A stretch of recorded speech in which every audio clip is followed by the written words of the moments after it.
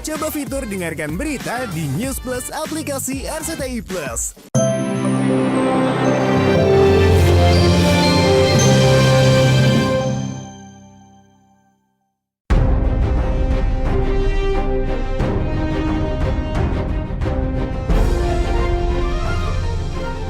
Pemirsa, bersiaplah dibuai cinta dan kemewahan yang tak ada obatnya. Karena hari ini, ibu kota kembali diguncang oleh perayaan cinta selebriti papan atas yang belum lama sah menjadi suami istri.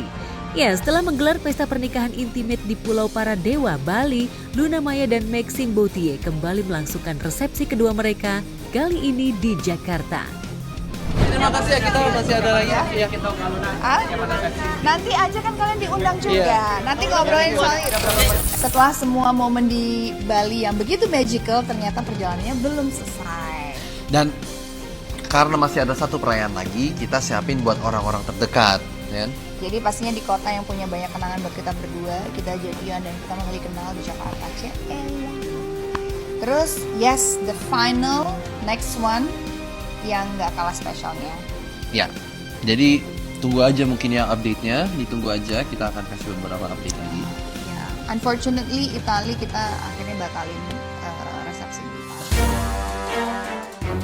Masih hangat diingatan kita resepsi pertama mereka di Bali yang super eksklusif, penuh bintang dan selebriti kelas Wahid. Undangan terbatas, tempat rahasia, dan tema bohemian chic yang menawan. Akankah pesta kedua mereka di Jakarta ini bisa menyaingi kemewahan yang sudah lebih dulu viral itu? Atau justru lebih private dan sentimental? Persiapannya udah 90%. Ya, kan nanti diundang Bumi datang, nanti hari H kan ada press con. Resepsi tersebut sepertinya akan menjadi penutup dari seluruh rangkaian perayaan cinta mereka yang telah berlangsung selama beberapa bulan terakhir. Berbeda dari pernikahan di Bali yang berlangsung secara tertutup, resepsi di Jakarta ini dirancang dengan skala yang lebih besar dan terbuka untuk lebih banyak tamu undangan. Kurang tahu bisa disclose itu, jadi masih belum terlalu bisa aku omongin sih. Pasti mirip-mirip sama yang kayak di Bali gitu. Update-nya sih masih kita, ya itu masih proses. Jadi memang kesibukannya di situ aja. Ini makanya udah langsung harus meeting lagi. Ternyata Abis Jakarta udah ya gitu, kayak aku mau honeymoon. Honeymoonnya Itali. Boleh banget. Siapa yang tak tahu lika-liku cinta Luna Maya? Dari hubungan yang penuh sensasi dengan musisi kenamaan, pengusaha, hingga perpisahan menyakitkan yang pernah jadi konsumsi publik. Tapi kini semua itu seperti sirna karena Maxime datang sebagai jawaban atas semua luka. Dia kamu tahu kan aku udah pernah dilamar juga gitu. Iya, masa sih? Iya. Alah, kamu sosok initial. Enggak penting. Orangnya udah kita juga. Iya. 2,5 tahun gak ada yang tahu. Tapi akhirnya kayak aku balikin cincinnya. Kayak hati gue tuh kayak masih kayak Belum gitu. siap. It's not about siap. Kalau ditanya secara umur kan siap. Bukan Maxime Boutier aja intinya.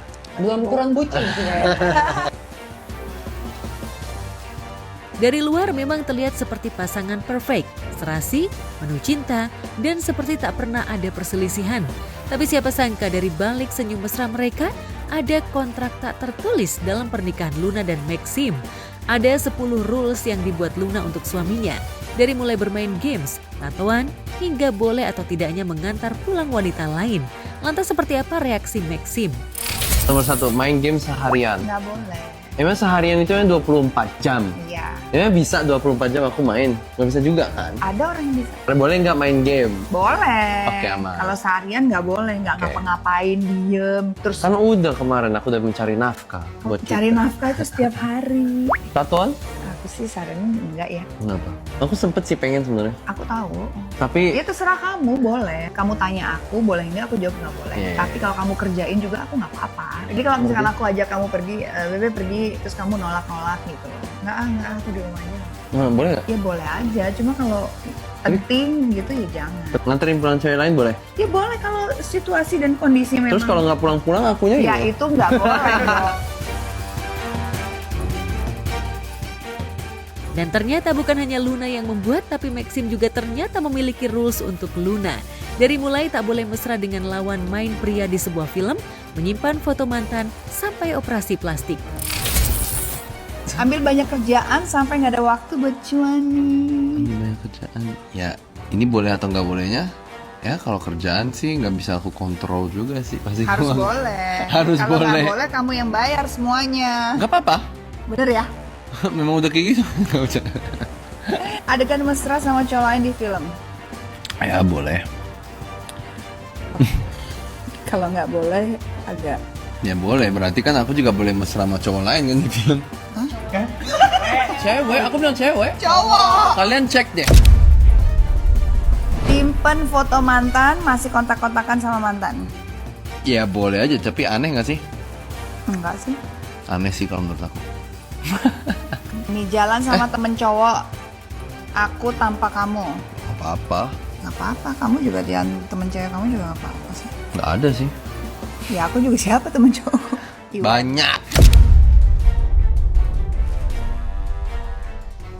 Apakah benar Luna mulai overprotektif karena trauma masa lalu? Atau ini hanya cara keduanya menjaga cinta agar tetap utuh? Apakah cinta ini bisa bertahan di tengah peraturan rumah tangga yang makin ketat? Atau justru akan jadi bumerang yang menguji kekuatan cinta mereka? Kita banyak didoain orang loh. Jadi kalau kamu marah-marah sama aku, kamu harus ingat hari itu. Kok aku yang ingetin, Bebe, kamu ingat ya, banyak yang doain kamu. Kita. Jadi kalau kamu marah-marah, kamu tuh ingat tuh orang-orang doain. Aku nggak marah-marah, kamu. Aku juga enggak. Kamu komplain terus soalnya. Ayo amin aja. Amin, doain aja. Thank you ya.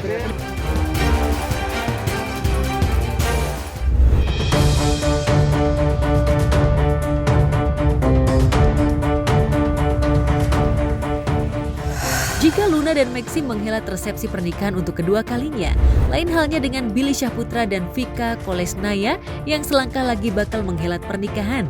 Setelah sebelumnya Billy hanya bungkam ihwal rencana pernikahan, kali ini Nur Rohman ayah Billy akhirnya buka suara. Ya kita namanya orang tua ya, cuman ya kita semua apapun kita support. Ya cuman nih dari kawan-kawan wartawan nih, ya minta doanya aja. Biar sama-sama jalan lancar. Amin. Billy juga bahagia. Amin. Jadi kalau nggak salah bulan apa sih? Kalau habis Januari itu apa? Bulan Februari di laut. Laut sono, pantai Kapungan. Pantai Selatan ya, 3 hari ya 3 jam. Oh, Kepulauan Seribu. Bukan di Banten. Anyar. Lo Anor dengerin. Nanti diinfoin sama teman-teman. Sama teman-teman. Enggak, kalau gue nanya detail gitu kayaknya enggak sih. Kemarin cuma ngobrolnya kalau misalnya emang nanti lo nikah, gue siap jadi groomsman lo gitu. Sayangnya baik Nur Rohman maupun Vera tak terlalu detail bahkan kapan dan di mana rencana pernikahan itu dihelat. Namun yang menarik adalah Nur Rohman tampak bahagia lantaran calon menantunya itu cantik. Dengan bersenda gurau, jika Nur Rohman juga tertarik dengan Vika. Kalau punya mantu bule gimana nih Pak? Enggak dong. Cakep ya Pak? Ya cakep lah. Bapak mau Pak? Mau lah. Pak kalau punya mantu bule mau lah. Doain yang terbaik ya Pak. Doain yang Pokoknya terbaik. mudah-mudahan ke depannya Bang Billy semuanya mau Billy, Vika semuanya jadi bahagia ya Pak. Kita Iya. berharapnya bahagia aja. Orang tua mah maunya minta bahagia ya Pak. Iya. Semuanya doain aja, didoain. Agar bisa nyambung saat berkomunikasi dengan Vika, diam-diam Nur Rohman juga kabarnya telah belajar bahasa Belarus asal Vika tinggal. Dengan santainya Nur Rohman juga tak malu-malu jika ia juga bisa berbahasa Inggris. Bapak bahasa Inggris Bapak bahasa Inggris Saya juga bisa bahasa Belarus. Bahasa Belarus Ya, kalau kita mau ke sana bilangnya Jomaice. Orangnya baik, sabar, penyayang. Itu menjadi pasangan yang baik. Selain itu, keluarga juga kabarnya bakal menghelat acara syukuran sekaligus hataman Al-Quran sebelum melangsungkan acara pernikahan Billy dan Vika. Itu pengajian Ibu Atam Quran. Ibu Atam Quran, alhamdulillah syukuran ya. Rencana ada. Ya cuman ya Doain aja. untuk sekarang ini minta doanya aja deh. Nanti didoain aja. Bapak nggak ngerti ngomongnya. Ya makasih ya. Soal Bapak nggak bisa ngomong banyak-banyak takut salah. Ya Pak. Iya. Makanya justru itu gue tuh nggak mau gembar-gembor di media. Gue takutnya gue salah-salah ngomong gitu. Takutnya menjadi spekulasi yang bola liar kemana-mana. Intinya segala sesuatunya tuh dipikirin. Terus juga memang banyak kendala gitu karena orang tua Cika juga nggak pernah naik pesawat apalagi dari Eropa Timur ke Indonesia.